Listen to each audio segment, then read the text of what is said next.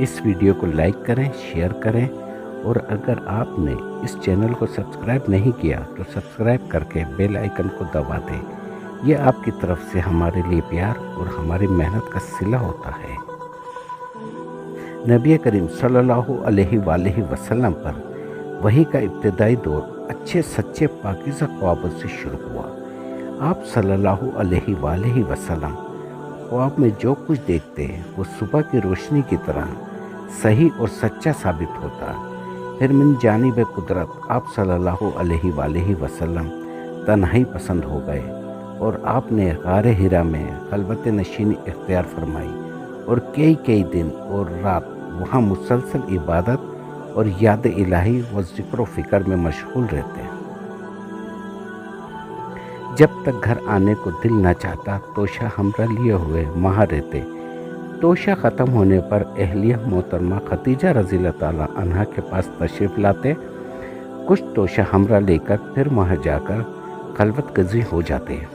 यही तरीका जारी रहा यहाँ तक कि आप सल्लल्लाहु अलैहि वसल्लम पर हक़ मुनकशफ हो गया और अब गार हिरा ही में क़याम पज़ीर थे कि अचानक जिब्रील अलैहिस्सलाम आप सल्लल्लाहु अलैहि वसल्लम के पास हाजिर हुए और कहने लगे, ए मोहम्मद पढ़ो। आप सल्लल्लाहु अलैहि वसल्लम फरमाते हैं कि मैंने कहा मैं पढ़ना नहीं जानता।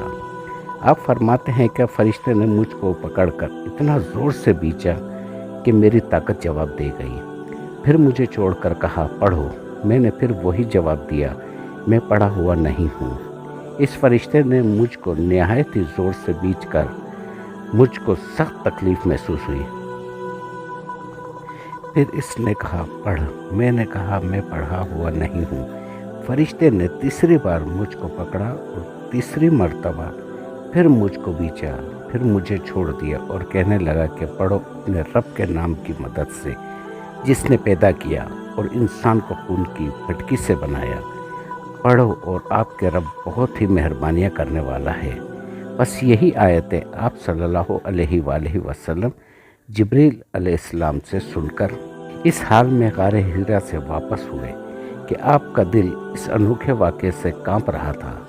आप सल्लल्लाहु अलैहि वसल्लम खतीजा रज़ियल्लाहु ताला अन्हा के यहाँ तशरीफ़ लाए और फरमाया कि मुझे कंबल उड़ा दो।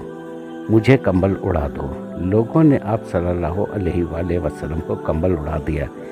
जब आपका डर जाता रहा तो आपने अपनी ज़ौजा मोहतरमा खतीजा रज़ियल्लाहु ताला अन्हा को तफसील के साथ ये वाक़या सुनाया और फरमाने लगे कि मुझको अपनी जान का खौफ हो गया है।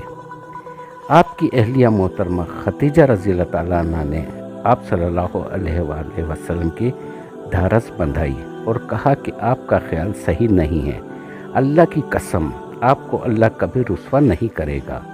आप तो इखलाक फाजला के मालिक हैं। आप तो कुंबा परवर हैं। आप बेकसों का बोझ अपने सर पर रख लेते हैं। मुफलिसों के लिए आप कमाते हैं। मेहमान नवाजी में आप बेमिसाल हैं और मुश्किल वक्त में आप अम्र हक का साथ देते हैं।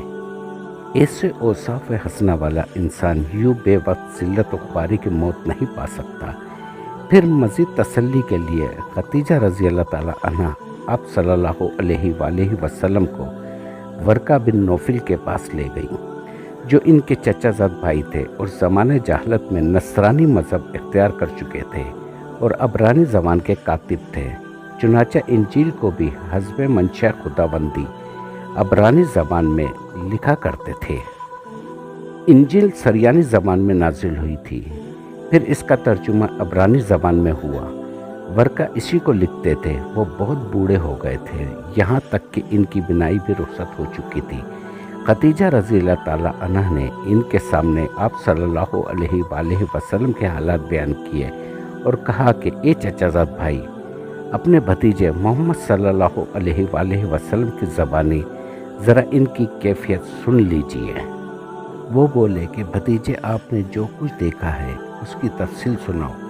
चुनाचा आप सल्लल्लाहु अलैहि वसल्लम ने अज़ अव्वल ता आखिर पूरा वाक़या सुनाया, जिसे सुनकर वर्का बेअख्तियार होकर बोल उठे कि ये तो वही नामूस मोजिज़ राज़ान फरिश्ता है जिसे अल्लाह ने मूसा अलैहिस्सलाम पर वही देकर भेजा था। کاش میں آپ کے اس عہد نبوت کے شروع ہونے پر جوان عمر ہوتا،